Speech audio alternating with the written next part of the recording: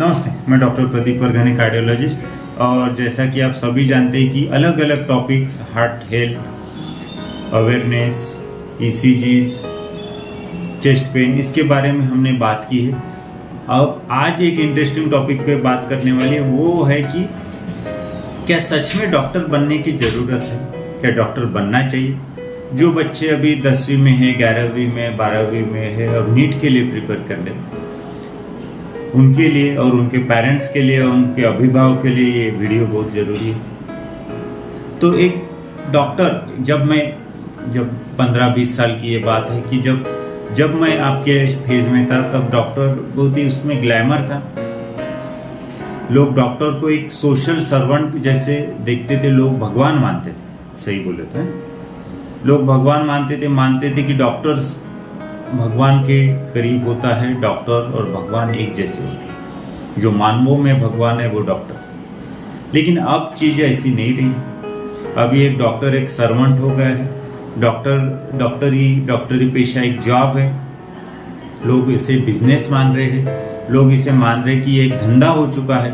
सही शब्द इसके लिए यूज करें तो धंधा हो चुका है और डॉक्टर से पैसा कमाते हैं। तो एज स्टूडेंट या एज ए अभिभावक या एज ए माता पिता, जब आप अपने बच्चों को डॉक्टर बनाना चाहते तो सबसे पहले आपको ये मानना पड़ेगा कि जो सोशल सर्वेंट और भगवान वाला जो टैग है, सेल्फलेस सोशल सर्विस का जो टैग है, वो अभी ये डॉक्टरी पेशे से हट चुका है। लोग डॉक्टर को एक धंधे वाला मानने लगे हैं, एक बिजनेस जैसा इसको लेने लगे। शायद किसी को मेरे वर्ड्स से हर्ट हो रहा है, उनको संवेदनाएं उनकी हर्ट हो रही है, तो मैं उसके लिए माफ़ी चाहूँगा। लेकिन जितना मैं लोगों से बात कर रहा हूँ, जो पेशेंट्स का एक फीडबैक होता है और जो बाकी एक आम पब्लिक का फीडबैक क्या है, वो उसके बारे में बता रहा हूँ। हाँ, कोरोना के समय पे या कोरोना के 1-2 साल तक ये काफ़ी लोगों का डॉक्टर और पेशी को एक अच्छा सोशल सर्विस के नज़रिए से देखना चालू हो गया था। फिर से कोरोना में काफ़ी लोगों की डॉक्टरों ने जान बचाई है, तो लोग उसके बारे में काफ़ी पॉजिटिवली भी सोच रहे थे। लेकिन जैसे जैसे कोरोना पूरी तरह से निकल गया, अभी फिर से चीज़ें रूटीन पर आने लगी, तो चीज़ें ऐसी नहीं रही। अभी जो बिजनेस वाला टैग है वो फिर से डॉक्टरों पर लागू होता है। तो सबसे पहले डॉक्टर बनने के लिए, जैसा जो लोगों को पता नहीं है उनको मैं बता दूं कि 12th साइंस के बाद में आपको नीट एंट्रेंस देना होता है। वो काफ़ी टफ है। पूरे भारत भर के बच्चे उसके लिए प्रिपेयर करते हैं, क्लासेस लेते हैं, ट्यूशन लेते हैं, ऑनलाइन क्लासेस लेते हैं। उसमें काफ़ी पैसा खर्च होता है, फिजिकल मेहनत लगती है, ट्रैवलिंग, ये वो सब मिला के काफ़ी खर्चा हो जाता है। उसके साथ में उनके पेरेंट्स उसमें इन्वॉल्व होते हैं, पूरा फैमिली इन्वॉल्व होता है, उनको भी काफ़ी सैक्रिफाइस करने पड़ते हैं। वो 2 साल की 11th-12th के पीरियड के इसमें तो ऐसी चीज़ें हैं कि आप सिर्फ वो बच्चा प्रिपेयर नहीं कर रहा है नीट, उसके साथ में उसकी फैमिली प्रिपेयर कर रही है, उसके माता पिता नीट प्रिपेयर कर रहे हैं, क्योंकि उनको सैक्रिफाइस करने पड़ रहे हैं। बच्चे को एक दूर जगह पे भेजना पड़ रहा है, अपने से दूर रखना पड़ रहा है, उसको दिन रात उसके लिए मेहनत करनी पड़ रही है, पैसे लगाने पड़ रहे हैं। ये तो हो गई एक प्रिपेयर करने की बात। अगर एक बार आप प्रिपेयर हो गए और MBBS में आपको आ गए या कोई दूसरी मेडिकल फील्ड में आ गए, तो उसके बाद में और एक स्ट्रगल चालू हो जाए। वो होता है कि आपको अच्छे से पढ़ना भी है, लेकिन उसके बाद में पढ़ के भी आप जब MBBS पास कर लोगे तो भी आपको इतना श्योरिटी नहीं है कि आप आगे क्या कर पाओगे, क्योंकि दिन ब दिन MBBS की सीटें, PG की सीटें बढ़ती जा रही है। तो ज़्यादा से ज़्यादा लोग MBBS हो रहे हैं। जैसा अभी महाराष्ट्र में देखेंगे तो हर जिले में मेडिकल कॉलेज आ रहे हैं। ऐसे काफ़ी सारे जिले जिसमें 1-1, 2-2, 3-3 मेडिकल कॉलेजेस। तो कम से कम महाराष्ट्र में तो, कर्नाटका में, ये जो 3-4 बड़े स्टेट्स है उसमें तो काफ़ी मेडिकल की सीटें बढ़ रही हैं। बाकी स्टेट्स में भी मेडिकल सीटें बन रही हैं। प्राइवेट कॉलेजेस, डीम्ड कॉलेजेस काफ़ी बढ़ रहे हैं। साथ में जो लोग यहाँ पे मेडिकल नहीं कर पाते, वो फॉरेन में जाके, यूक्रेन, रशिया, बाकी कजाकिस्तान, बाकी देशों में जाके MBBS कर रहे, फिर वहाँ पे आके यहाँ पे प्रैक्टिस कर रहे।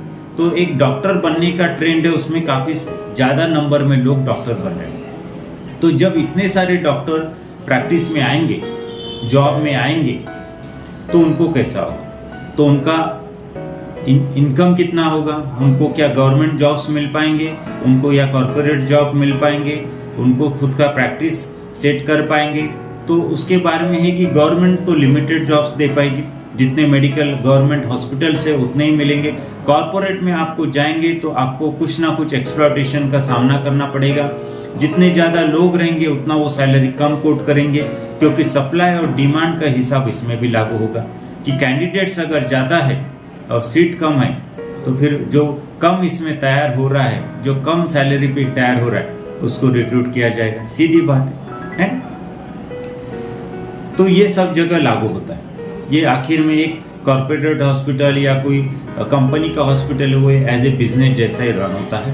पैसा कॉस्ट कटिंग करना, तो उसके लिए कम सैलरी देना, ज़्यादा आवर्स ड्यूटी करा के लेना, ये तो चलेगा। तो ये तो हो गया। उसके बाद में जब पीजी प्रिपरेशन की बात आएगी, तब पीजी प्रिपरेशन के लिए आपको फिर से खर्चा करना है, फिर से ट्यूशन्स लगानी है, ऑनलाइन कोर्सेस लेने हैं, दूर जगह पे रहना है, माता पिता से दूर रहना है। वहाँ पे भी आपको पीजी प्रिपरेशन में अगर आपका फर्स्ट अटेम्प्ट में नहीं होता है, 1 साल फिर से आपको गंवाना पड़ता है, तो उसमें और खर्चा बढ़ेगा। तो 5.5 साल MBBS का हो गया, 4.5 साल प्लस 1 साल इंटर्नशिप। अगर बॉन्ड रहा तो MBBS का बॉन्ड करना पड़ेगा, यानी मिनिमम 6.5 साल तक MBBS हो गया। उसके बाद में पीजी 3 साल का, यानी 6.5 प्लस 3.5 9.5 तक साल हो सकते हैं। उसके बाद में पीजी प्रिपरेशन होने के बाद में भी अगर आप सर्जिकल फील्ड से, यानी आप जनरल सर्जरी है, ऑर्थो है, ENT है, या जो कोई सर्जिकल ब्रांच है, और अगर आपको आपके इंस्टीट्यूट में ज़्यादा हैंड्स ऑन नहीं मिला, यानी ज़्यादा कटिंग नहीं मिली है, ज़्यादा ऑपरेशंस करने को नहीं मिले हैं, ज़्यादा ऑपरेशंस आपको सिखाए नहीं है, तो आपको एज ए ट्रेनी करके किसी बड़े सर्जन के अंडर, किसी कॉर्पोरेट हॉस्पिटल में, किसी बड़े हॉस्पिटल में, या किसी गवर्नमेंट हॉस्पिटल में कुछ सालों के लिए जॉब करना पड़ेगा। आपको चीज़ें सीखनी पड़ेंगी, तब आप खुद अपनी इंडिपेंडेंट प्रैक्टिस कर पाओगे। तो इसमें जो लर्निंग कर्व है वो आपका बढ़ जाएगा, प्रैक्टिस में आने का वेटिंग पीरियड बढ़ जाएगा, इंडिपेंडेंट प्रैक्टिस करके जो आपका इनकम बढ़ने वाला है वो आपका बढ़ेगा। तो ये सब चीज़ें भी साथ में ध्यान में रखें। तो यानी मीनवाइल आप 18 साल में, 19 साल में MBBS में एंट्री कर रहे हो, और आपका कम से कम 8-9 साल इधर चल रहे जा रहा है, तो 26-27 साल में आप पीजी प्रिपरेशन, पीजी कंप्लीट हो रहे हो। 27 साल की उम्र में उसके बाद में आप 2-3 साल में जॉब कर रहे हो, तो कम से कम 30 साल की उम्र आ रही। जो लोग मेडिकल फैकल्टी के हैं, यानी फिजिशियन फैकल्टी के, MD मेडिसिन, पीडियाट्रिक, साइकेट्री, इनको फिर अगर कुछ सुपर स्पेशलाइजेशन करना है, यानी समझो किसी को कार्डियोलॉजिस्ट बनना है मेरी तरह, तो उनको फिर से नीट प्रिपेयर करना पड़ेगा, सुपर स्पेशलिटी वाला। उसमें फिर एंट्रेंस देके, फिर अगर उसमें बॉन्ड रहा तो बॉन्ड करना पड़ेगा, यानी 3 साल ट्रेनिंग लेने के बाद में, डिग्री लेने के बाद में सुपर स्पेशलिटी का DM या DNB, उसके बाद में आपको अगर बॉन्ड है तो बॉन्ड भी करना पड़ेगा, तो उसमें भी 1-2 साल जाएंगे। यानी ओवरऑल आपका जो पीरियड है वो 9 से 12 साल, 13 साल भी हो सकता है। अगर किस स्टेट में आप पीजी कर रहे हो, किस स्टेट में MBBS कर रहे हो, इसके ऊपर ये सब कुछ डिपेंड होता है। और बॉन्ड्स भी अमाउंट इतना बड़ा है कि आप एक छोटा मोटा आदमी वो बॉन्ड ब्रेक भी नहीं कर सकता। करोड़ों में उसकी अमाउंट है, तो आप करोड़ों रुपए भर के कैसे करोगे? और कोई अच्छा भी रहेगा तो भी वो सोचेगा कि क्यों मैं करोड़ रुपए बर्बाद करूं, उससे अच्छा तो मैं एक आधी साल गवर्नमेंट जॉब कर लेता हूँ बॉन्ड वाला, है। तो ये सब चीजें भी एक ट्रैप जैसा हो गया है कि एक बार आप अंदर तो गए हो, लेकिन फिर 8-9 साल बाद ही आप बाहर आ रहे हो, और बाहर आने के बाद में भी श्योरिटी नहीं है, क्योंकि एक सैचुरेशन जिसे बोलते हैं, जॉब सैचुरेशन बोलते हो, वो धीरे धीरे मेडिकल फील्ड में भी आ रहा है। अब बड़े हॉस्पिटल में, बड़े शहरों में जाओगे तो आपको, अगर आप MBBS हो, प्लेन MBBS हो, और अगर आपको एक RMO का वो पोस्ट देते हैं, तो उसमें कितना सैलरी है? उसमें बहुत कम सैलरी। अगर आप फ्रेश पीजी पास आउट भी हो तो भी आपको बहुत कम सैलरी मिलता है। गवर्नमेंट सेक्टर में तो वैसे भी कम सैलरी, बहुत सारे स्टेट में पीजी को स्टाइपेंड भी बहुत कम है। प्राइवेट हॉस्पिटल में तो, प्राइवेट मेडिकल कॉलेज में तो और भी उससे कम। साउथ में भी काफ़ी जगह पे स्टाइपेंड कम है कंपैरेटिवली नॉर्थ और महाराष्ट्र से, है। तो ये सब चीजें हैं। यानी अगर आप कोई पुअर फैमिली से आते हो तो आपको अपना खुद MBBS में तो आपको खुद का खर्चा चलाना खुद करना है। सिर्फ इंटर्नशिप में आपको थोड़ा सा स्टाइपेंड मिलने वाला है। PG में अगर आपका ऐसा स्टेट है जिसमें स्टाइपेंड कम मिल रहा है तो भी आप इंडिपेंडेंटली खुद सर्वाइव कर पाओगे। लेकिन अपने फैमिली को अगर आप मैरिड हो गए उस टाइम पे तो बहुत ज़्यादा सपोर्ट करना थोड़ा मुश्किल ही हो जाता है। तो ये कुछ चीज़ें हैं। फैमिली आपको सेक्रीफाइस करनी पड़ रही है, सोशल लाइफ आपको सेक्रीफाइस करनी पड़ रही है, इकोनॉमिकली भी आपको काफ़ी सेक्रीफाइस करना पड़ रहा है और मेंटली भी आपको सेक्रीफाइस करना है। तो इसी के कारण जो डिप्रेशन है, एंजाइटी है, जो सुसाइड के अटेम्प्ट या सुसाइडल डेथ जो मेडिकल फील्ड में आजकल बढ़ रहे हैं उसका कारण ये भी है। क्योंकि जो सेटिस्फैक्शन लेवल जो होना चाहिए, जो रिस्पेक्ट पेशेंट और डॉक्टर या सोसाइटी से डॉक्टर्स को मिलना चाहिए, वो धीरे धीरे कम होते जा रहा है। सोसाइटी ये मान रही है कि डॉक्टर पैसा कमाने के लिए डॉक्टर बनते जा रहे हैं, पैसा कमाने के लिए हॉस्पिटल बनाते जा रहे हैं और धीरे धीरे ये चीज़ें हर एक की मानसिकता के ऊपर इफेक्ट कर रही है। आप कहीं पे भी जाएंगे तो लोगों का यही कहना है कि नहीं, डॉक्टर तो बहुत पैसा कमाते हैं। उनको उसके पीछे का स्ट्रगल नहीं दिख रहा है कि डॉक्टर ने अपने ज़िंदगी के 9-10 साल उसमें निकाले हैं, उसमें लगाए हैं, उसमें स्ट्रगल किया है, उसके फैमिली मेम्बर ने स्ट्रगल किया है, उसके माता पिता ने स्ट्रगल किया है। मूवीज़ में भी आप देखेंगे, टीवी पे भी, यूट्यूब पे भी, बहुत सारी जगह पे देखेंगे तो डॉक्टर को एक चोर का दर्जा, डॉक्टर डाकू है ऐसा दिखाया गया है कि वहाँ पे हॉस्पिटल में जाते हैं, फीस ले लेते हैं, मनमानी कुछ ना कुछ ऑपरेशन कर देते हैं, गलत ऑपरेशन करते हैं, किडनी निकाल देते हैं, बहुत सारी कुछ ना कुछ चीज़ें आप देखेंगे डॉक्टरों के बारे में कही गई। तो क्या मैं ये किसी चीज़ से दुखी होकर ये वीडियो बना रहा हूँ? तो बिल्कुल नहीं। एक मेरा जनरल जो ओपिनियन है, जनरल जो मैं चीज़ें ऑब्जर्व कर रहा हूँ प्रैक्टिस में, वो देखकर मैं आपको बना रहा हूँ। तो क्या मैं आपको डीमोटिवेट कर रहा हूँ डॉक्टर बनने से? तो बिल्कुल नहीं। मेरा तो कहना यह है कि अगर आप सच में डॉक्टर बनना चाहते तो बिल्कुल आपको डॉक्टर बनना चाहिए। क्योंकि ठीक है, सोसाइटी आपको नहीं मानेगा कि आप सोशल सर्विस कर रहे हो, लेकिन खुद आपको सेटिस्फैक्शन वो मिलेगा। क्योंकि वो मैं खुद एक्सपीरियंस कर रहा हूँ। खुद आप पेशेंट का दर्द कम कर सकते हो, उसका बीमारी ठीक कर सकते हो, उसका इलाज कर सकते हो। ठीक है, पैसे के मामले में देखा जाए तो IIT या बाकी जो बड़े जॉब्स है उससे आप पैसा कम कमाओगे, टाइम ज़्यादा देना पड़ेगा आपको, थोड़ी family life, social life, mental life, spiritual life, ये थोड़ा सा आपको कॉम्प्रोमाइज़ करना पड़ेगा।